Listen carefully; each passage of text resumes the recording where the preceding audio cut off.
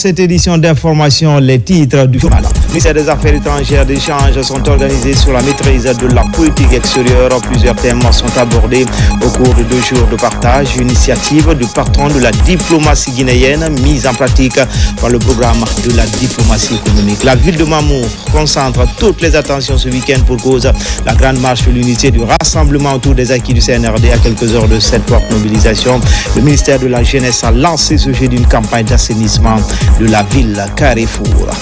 Enfin, ce chiffre à retenir ce soir, à plus de 2000 milliards de francs guinéens injectés dans la rénovation du stade 28 septembre général Lansana Côté de Nongo, près d'une année après le lancement des chantiers nouveaux, livrant en exclusivité ce soir l'état d'avancement des travaux. Voilà pour le sommaire encore une fois. Bonsoir à tous. Tout d'abord, Conakry vit au rythme de la 17e édition des 72 heures du livre. Ce rendez-vous culturel annuel incontournable est placé cette année sous la haute autorité du président général Mamadi Doumbouya et de la première dame. La cérémonie d'ouverture a réuni de nombreuses personnalités, dont le ministre directeur de cabinet de la présidence, Djiba Diakité. Explication, Oumar Bari. Le ministre secrétaire général du gouvernement lance officiellement le programme national de recensement à vocation d'état civil PNRAVEC.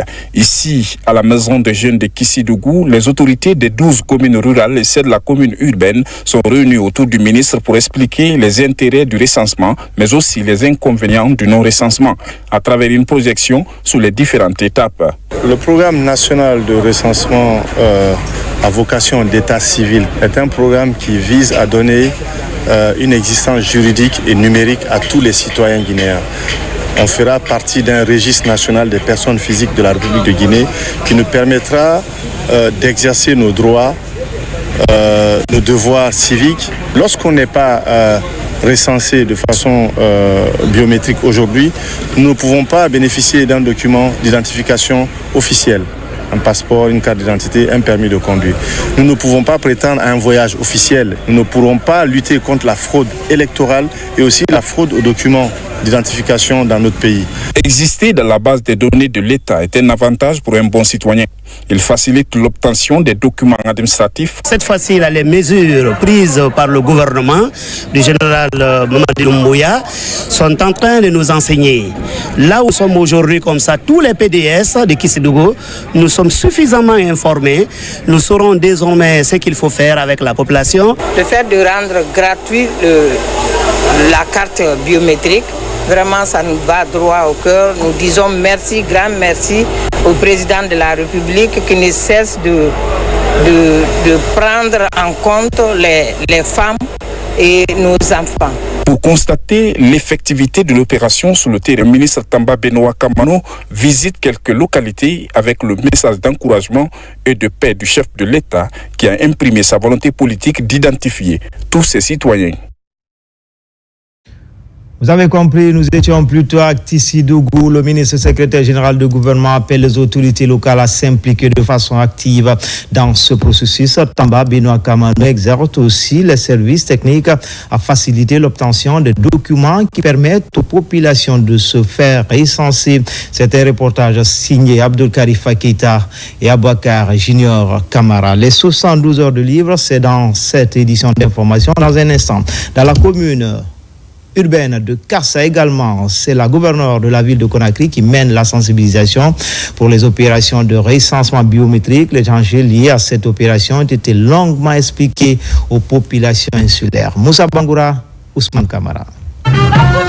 La gouverneure de Conakry à la rencontre des populations insulaires dans l'archipel des îles de Los, ici à Kassa, l'une des municipalités de la capitale. La présidente du conseil de ville vient s'assurer de l'effectivité des opérations de recensement et expliquer aux citoyens l'importance de l'acquisition de ce document administratif, mais également inviter tout le monde à se faire recenser.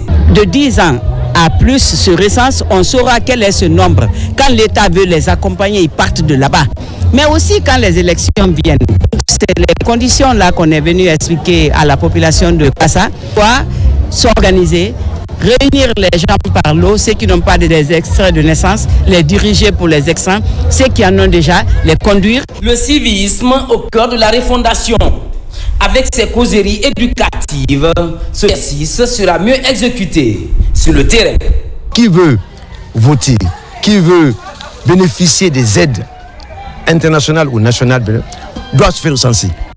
Donc si les populations se font recenser, c'est une facilité pour le ministère du plan de programmer l'aide. Nous avons reçu plus de 8 kits, 8 machines déployées dans toutes les îles. Donc pendant ces 45 jours, tout le monde sera recensé au île de Los. Ce déplacement de la gouverneure Mawasila aux côtés des populations à la base annonce le début d'une série de sensibilisations dans les 13 communes de la capitale. Comme annoncé dans les titres, au ministère des Affaires étrangères, des échanges sont organisés sur la maîtrise de la politique extérieure.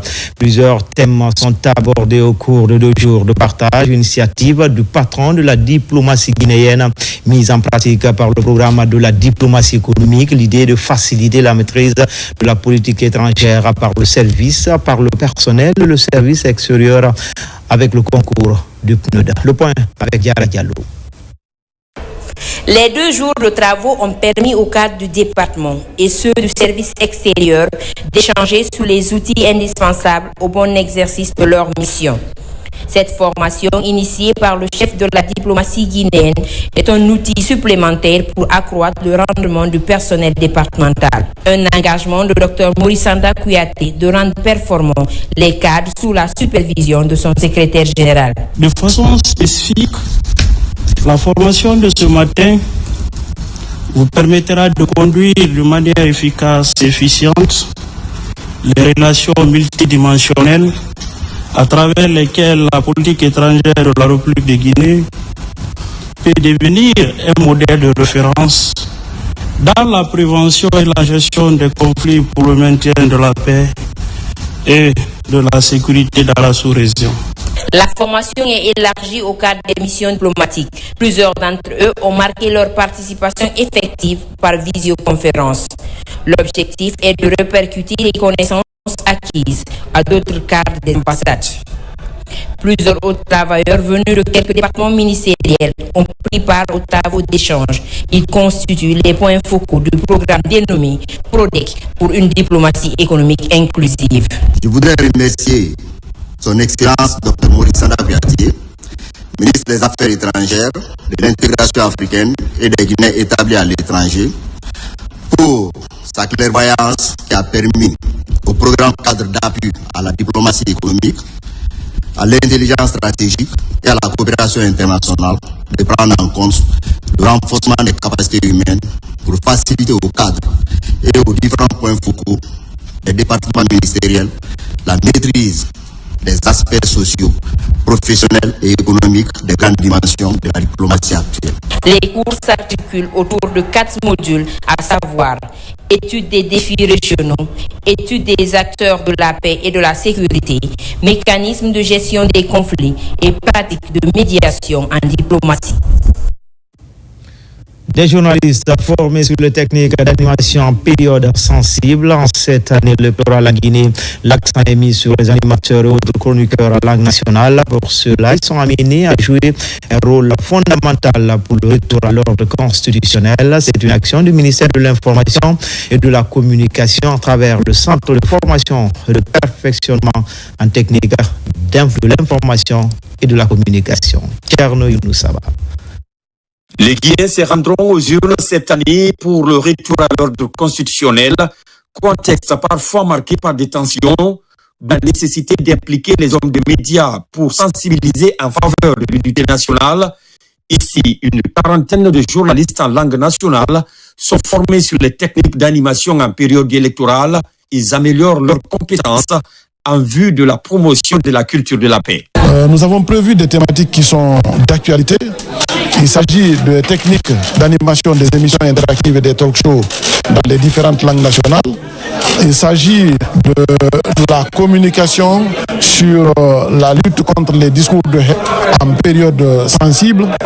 Il s'agit également, n'est-ce pas, de la problématique de l'utilisation des langues nationales afin de mieux renforcer le dispositif communicationnel en faveur, n'est-ce pas, des populations. Il y a l'éthique et la déontologie qui méritent d'être passées à revue. Il y a aussi, n'est-ce pas, la responsabilité sociale du journaliste qui mérite d'être mise en exergue. Outre la thématique sur le discours d'incitation à la violence, le centre de formation explore la piste de la communication en langue locale pour atteindre une importante partie de la population en termes de sensibilisation. Si déjà les hommes de médias que nous sommes, nous profitons d'une telle forme, ça y va dans notre propre intérêt et aussi pour l'intérêt de la nation. Cette initiative du ministère de l'Information et de la Communication, pilotée par le centre de formation, entend prévenir tout dérapage en lien avec les émissions interactives et talk show en cette période où les Guinéens ont plus que jamais besoin de vivre ensemble. Depuis 48 heures, une mission du Fonds de solidarité africain à Conakry l'a conférée avec les entités en charge de l'écosystème entrepreneurial en vue de faire connaître le FSA à travers le mécanisme d'aide en termes de financement des entreprises. En 2 ans d'activité, le fonds a offert à l'économie guinéenne 268 millions de dollars de garantie. Karim Kamara.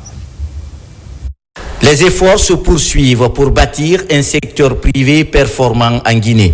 Ici, tous les acteurs impliqués dans le financement de l'économie nationale sont réunis, y compris les entreprises elles-mêmes. La rencontre consiste pour chaque entité de connaître c'est quoi le Fonds de solidarité africain, mais aussi s'imprégner des produits et services de l'institution. Les porteurs de projets présents aujourd'hui pourront échanger avec les équipes du FSA, avoir tous les détails que le FSA offre sur ces produits et bien sûr travailler avec eux sur un mécanisme de financement que bien sûr la PIP va suivre. Le FSA se positionnerait éventuellement comme une garantie. L'institution financière existe depuis 50 ans avec pour produit principal la garantie financière. Elle facilite le financement des entreprises en accordant la garantie aux bailleurs de fonds, notamment les banques et institutions de microfinance. Nous avons l'objectif non seulement de de formaliser les entreprises qui évoluent actuellement à la petite échelle, de les amener à grandir et d'amener les plus grandes à aller vers la conquête de l'international. À date, certaines structures étatiques, au ministère du Commerce notamment, travaillent à un accompagnement des entreprises par le FSA sur la garantie individuelle, dont le plafond est à un taux élevé. Il y a des outils formidables que le département a mis en place en termes d'accompagnement, de renforcement de capacité et de la Chambre de commerce qui est ici présente et de la PIP. Et c'est dire que l'État est présent. L'État est à côté de vous pour vous accompagner, pour vous sensibiliser et pour vous donner des éléments indispensables au développement de notre nation, qui ne se fera pas sans vous. Mais il n'est pas seulement qu'un fonds de garantie. Il permet à certains États qui ont des dettes à court terme de leur donner des facilités pour allonger le délai de repaiement. Peu de gens savent ça. Qui vient bonifier le taux d'intérêt. C'est un des paramètres qui n'est pas exploité dans notre pays. Il va falloir qu'on y pense. La Guinée est pays membre du Fonds de solidarité africain depuis 2022 et en 2 ans d'activité, l'institution a offert à l'économie guinéenne environ 268 millions de dollars de garantie pour 21 projets concernés par ces interventions. Comme annoncé dans les titres, la ville de Mamou concentre toutes les attentions ce week-end pour cause de la grande marche de l'unité et du rassemblement autour des acquis du CNRD. À quelques heures de cette forte mobilisation, le ministère de la Jeunesse et des Sports, à travers l'Agence guinéenne d'exécution des travaux d'intérêt public, a lancé ce jeudi une campagne d'assainissement dans la ville Carrefour. 300 jeunes participent à l'opération. Moussa Komara, envoyé spécial. Alors que tout le foot se donne rendez-vous vendredi et samedi à Mamou, la ville fait sa toilette.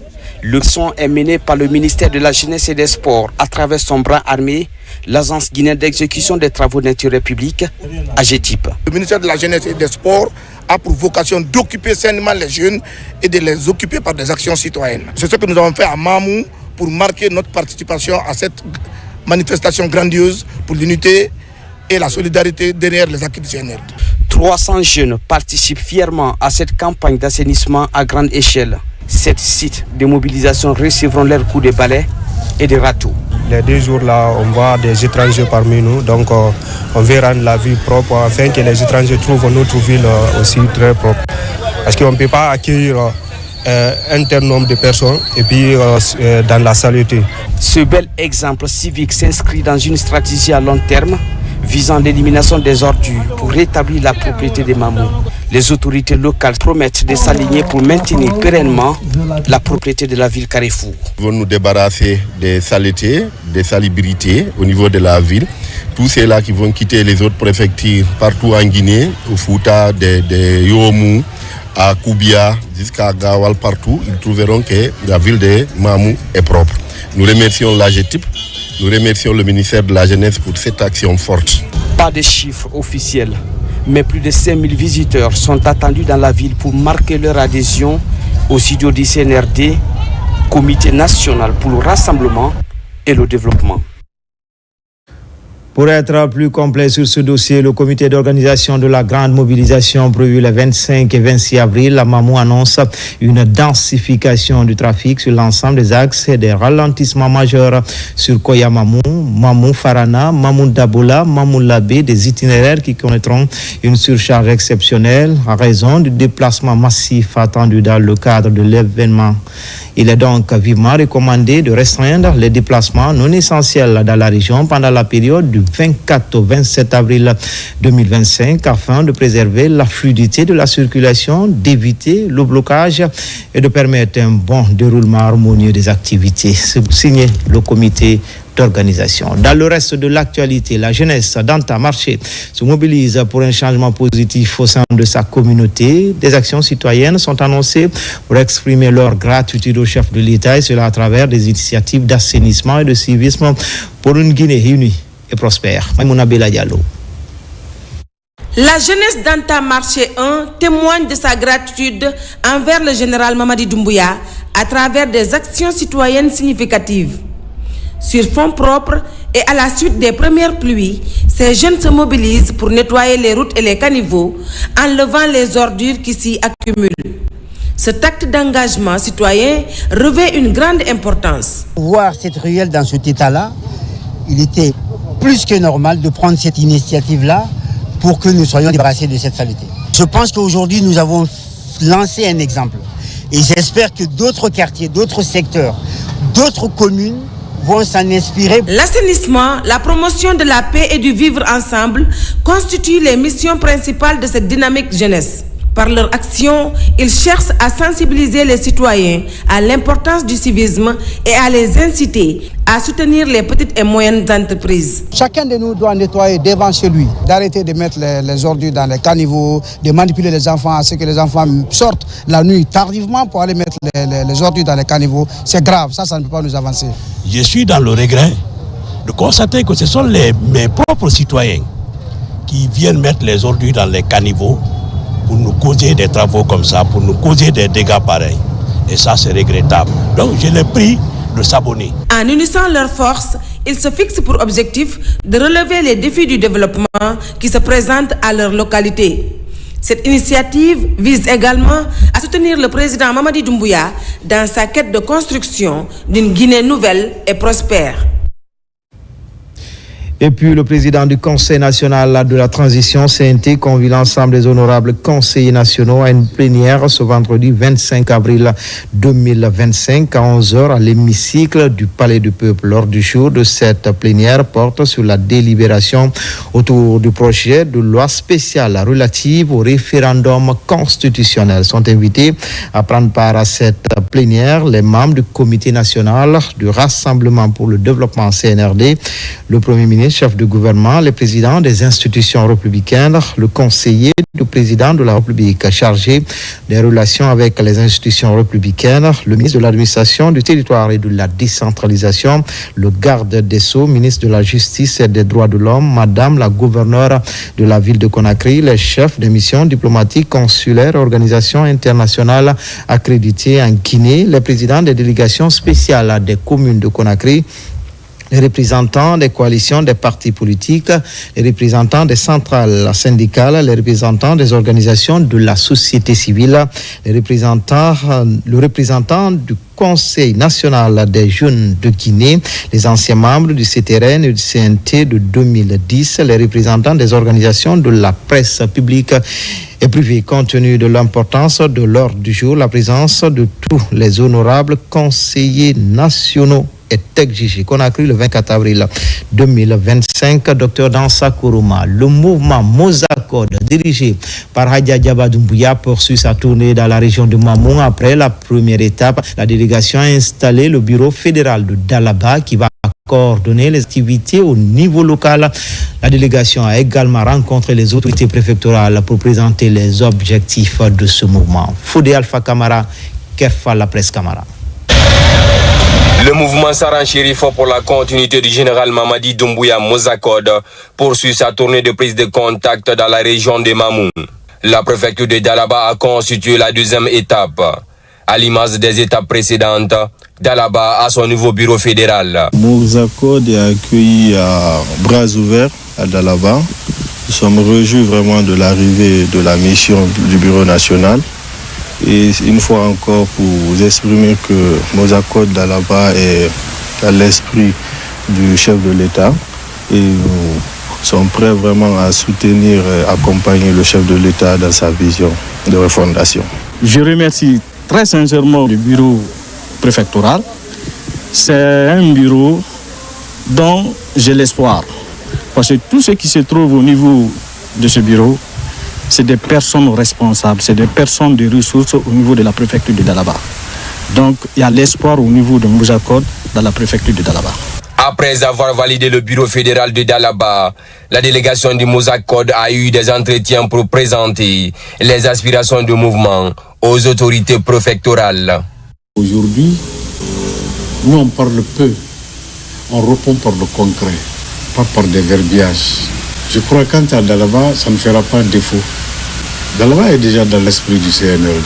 Si vous venez aujourd'hui au nom de Hadja, c'est notre soeur, c'est notre maman, moi je ne peux que me réjouir. Je suis très content, sincèrement très ravi, et j'en suis sûr, Dalaba ne fera pas défaut. Avec l'installation de ce nouveau bureau fédéral, le mouvement compte renforcer sa présence dans le Fouta Djalon. Après cette étape, la mission mettra un cap sur Mamoun. Redonner du sourire aux anciens combattants, le défi vient d'être relevé par la Direction générale des pensions militaires et anciens combattants et la coopération militaire française. Ils viennent ainsi de bénéficier d'une aide financière. C'était lors d'une cérémonie de remise présidée par la gouverneure de la ville de Conakry en présence des autorités militaires. Caporal-chef Mabinti Keita et les correspondantes de la presse militaire. Depuis l'avènement au pouvoir du CNRD le 5 septembre 2021, les anciens combattants et leurs veuves vivent de façon honorable. Plusieurs actions ont été menées en leur faveur à travers la Direction générale des pensions militaires et anciens combattants. S'inscrivant dans cette dynamique, la République de France, par le biais de sa coopération militaire, offre une aide financière à ses anciens soldats et veuves. Parmi eux, 100 personnes de la zone spéciale de Conakry et de l'intérieur du pays sont ciblées pour cette première opération. Ce don symbolise les bonnes relations de coopération et d'amitié entre les deux armées. Tout cela est possible grâce à la clairvoyance du président général Mamadi Doumbouya qui symbolise l'unité et la coopération avec tous les États du monde, dont il faut saluer son esprit d'homme d'État. Ce geste symbolique, qui n'est pas sa première, est une reconnaissance du peuple français à l'endroit de nos dévanciers pour magnifier leur bravoure suite à leur effort, combat. Et cela va en droite ligne avec les idéaux du CNRD, sous la conduite éclairée de son Excellence, le général d'armée Mamadi Doumbouya, dans le cadre de l'amélioration des conditions de vie des populations. Après la direction générale, la seconde étape de cette opération a consisté à la distribution des enveloppes et contrôle de vie de ces anciens combattants dans leurs familles respectives. Au jour d'aujourd'hui, je remercie le pouvoir qui nous a honorés et qui continue à nous honorer. Vous vous rappelez, l'année dernière, le 1er novembre, nous avons été honorés. On était à la tête de tout. Je remercie le président de la République. Je remercie le ministre de la Défense nationale au nom de l'ensemble des anciens combattants IBEP de Guinée. Dans les prochains jours, la mission se rendra dans les 4 régions militaires du pays avec un même objectif, apporter de l'assistance aux anciens combattants et à leurs veuves. À l'université de Fulaya, préfecture de Kindia, les étudiants sont sensibilisés sur les risques liés à la consommation de stupéfiants et autres pratiques addictives. L'idée de lutter contre ce phénomène dans les institutions d'enseignement supérieur du pays, l'automédication dans les établissements scolaires est également condamnée. La campagne est menée par l'Institut itinérant contre la drogue et autres conduites additives. Son enseignant. La direction générale de l'Institut itinérant de formation et de prévention contre la drogue et autres conduites addictives poursuit sa campagne de sensibilisation sur les dangers liés à la consommation de la drogue à l'université Fulaya de Kindia. Cette campagne apparaît comme une réponse nécessaire et urgente. Partout où il y a des regroupements de jeunes, des sportifs de haut niveau, je pense qu'il est de notre devoir de passer des messages pour les dire de pratiquer le sport dans un corps et dans un esprit sain.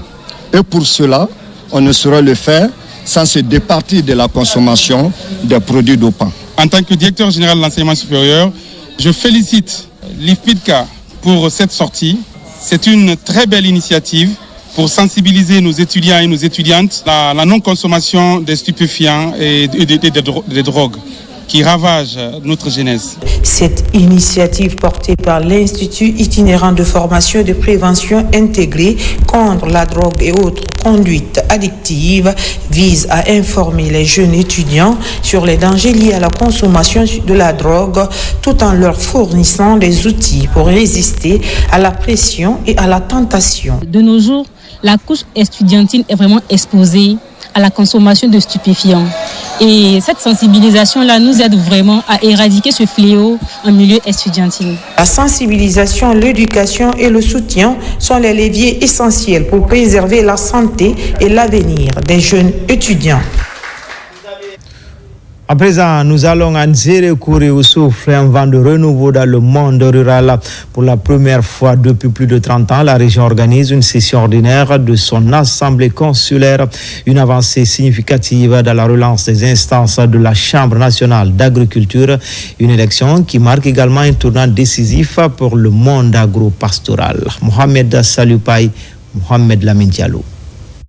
Après plus de 30 ans sans processus électoral dans le secteur, la Guinée forestière renoue avec la démocratie rurale par la mise en place des chambres préfectorales d'agriculture des 6 préfectures de la région.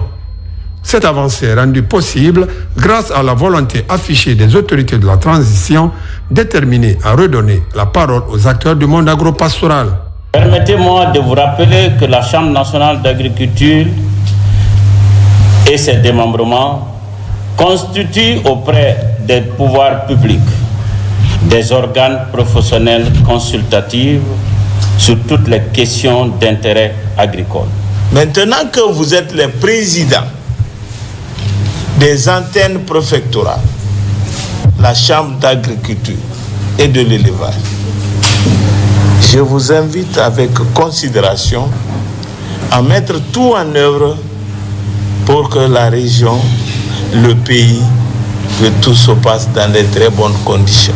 C'est le ministre de l'Agriculture qui a donné le ton en lançant officiellement les travaux de cette session consulaire régionale de Zérékoré.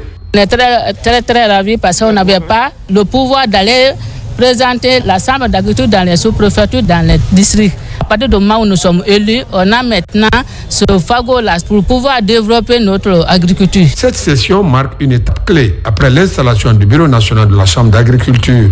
Elle ouvre ainsi la voie à l'élection et à l'installation des représentants préfectoraux de la région de Zérékoré. Et puis, cet élan de solidarité en faveur des ménages précaires de la commune de Matam, 1000 sacs de riz sont offerts. Une action humanitaire vivement saluée par les autorités locales et les bénéficiaires. Souleymane Kamara. Dans un élan de solidarité, 1000 sacs de riz sont mis à la disposition des populations de la commune de Matam. Ce geste, destiné à soulager les familles les plus démunies, s'inscrit dans le cadre des actions sociales visant à alléger le panier de la ménagère. Une initiative saluée par les autorités locales et les bénéficiaires, témoignant de l'engagement du secteur privé aux côtés des pouvoirs publics. Pour nous, c'est premièrement un acte de solidarité et de responsabilité citoyenne. Donc, à travers ce don, nous nous engageons à accompagner le président de la République de Guinée, le général Mamadou Doumbouya, au développement du pays, à participer au panier de la ménagère, à baisser les coûts, et également à participer évidemment activement à l'unité nationale. Pensons que c'est toute la Guinée qui est en train de voir. Si tous les opérateurs économiques faisaient autant, ça aidera nos autorités aussi. Matam, l'une des communes les plus peuplées de Conakry, fait face à d'importants défis socio-économiques.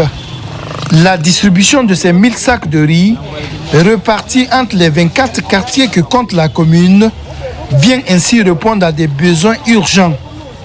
Les 24 quartiers de Matam réunis pour dire merci à l'entreprise ISAT et leur dire que les sacs de riz qu'ils ont offerts aux populations iront effectivement aux populations. C'est un moyen d'aider le président de la République, notre champion, le général Mamadi Doumbouya, mais aussi une manière de faire la démonstration d'un soutien à l'égard de la population. Ce don de la société ISAT illustre la puissance de la solidarité entre les acteurs économiques et la population.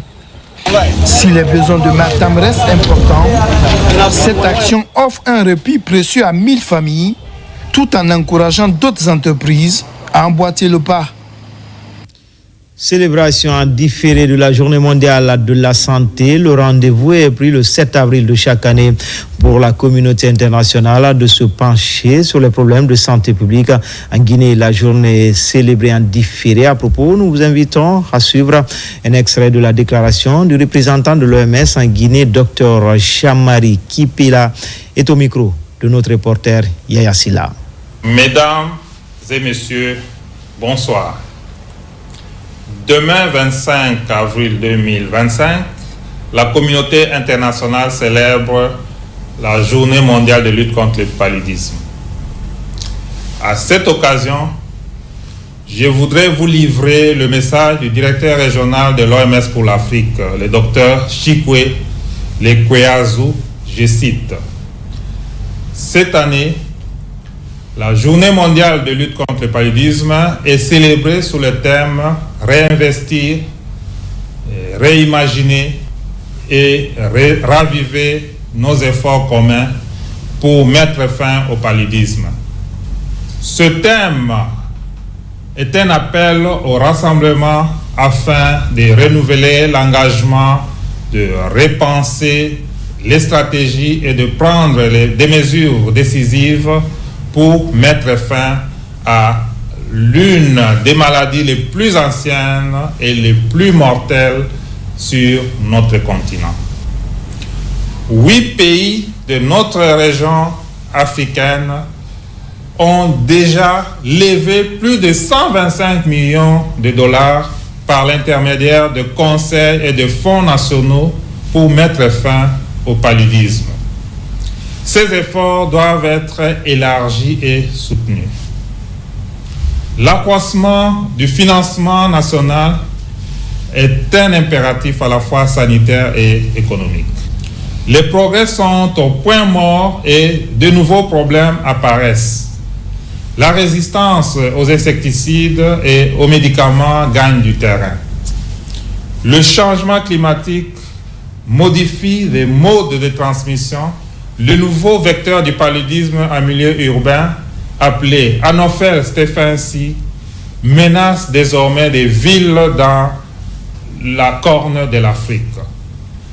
À l'occasion de la journée mondiale de lutte contre le paludisme, réaffirmons aujourd'hui notre détermination commune à protéger nos populations, à consolider nos progrès et à construire un avenir sans paludisme en Afrique. Mettons fin au paludisme. Je vous remercie pour votre bien aimable attention.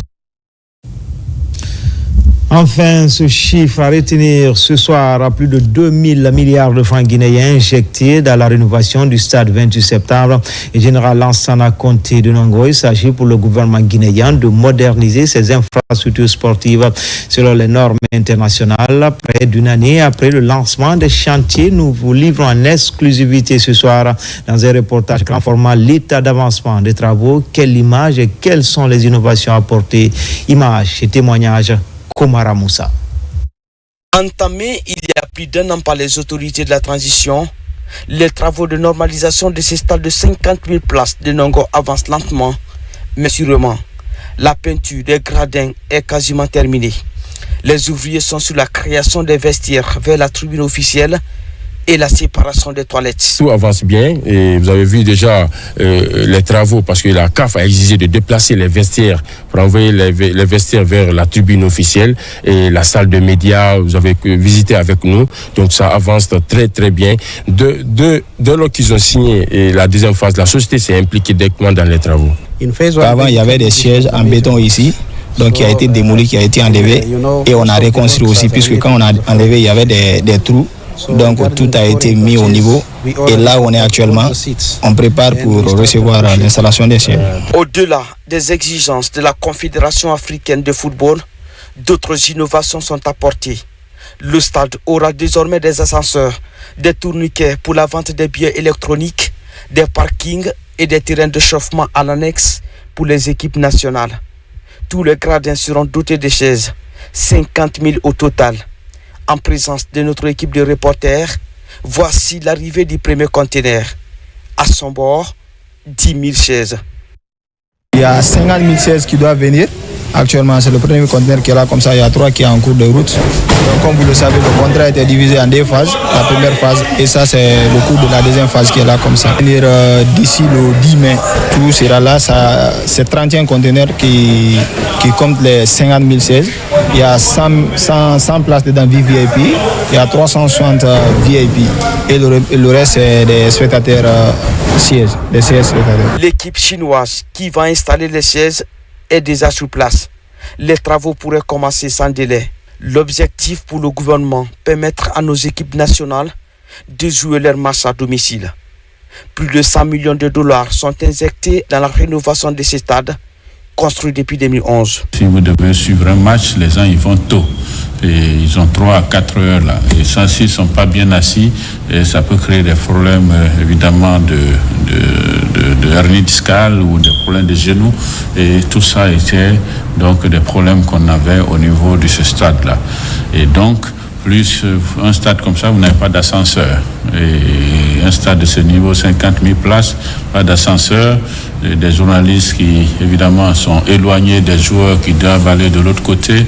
Donc, tous ces travaux-là, il fallait le faire. Ça n'a pas été fait par le privé à qui la gouvernance a été confiée. Il a fallu donc l'arrivée du général Mamadi Doumbouya avec le 5 septembre où il a décidé, évidemment, de commencer les travaux. Ce stade de 24 hectares va changer de visage. Toutes les tribunes seront couvertes avec un système d'éclairage adapté. La fin des travaux est annoncée pour 1 an. L'entreprise Limontada qui exécute les travaux de la pelouse traîne les pas. Aucune action n'est visible. Au stade du 28 septembre, le chantier avance à grands pas. Les gros œuvres sont achevées à 100% selon l'entreprise. Pour le moment, nous avons déjà entamé tous les lots. Comme vous voyez ici, les travaux de la pelouse sont achevés à 100% avec un gazon naturel, avec un arrosage automatique et programmable et un système de drainage qui répond aux exigences de CAF. Et nous avons entamé maintenant les travaux de seconde œuvre, à savoir la peinture des murs extérieurs et intérieurs, la peinture des gradins de la tribune et aussi nous avons commencé aussi l'habillage de façade comme vous voyez ici, le pose de vitres en aluminium, le pose de carrelage, les travaux de faux plafond et nous sommes aussi sur les travaux d'îlots techniques. Quand vous voyez les 14 loges, pour celui qui connaissait le stade du 28 septembre, les 14 loges n'étaient pas là, qui sont là aujourd'hui. Le nombre d'ascenseurs aussi a augmenté.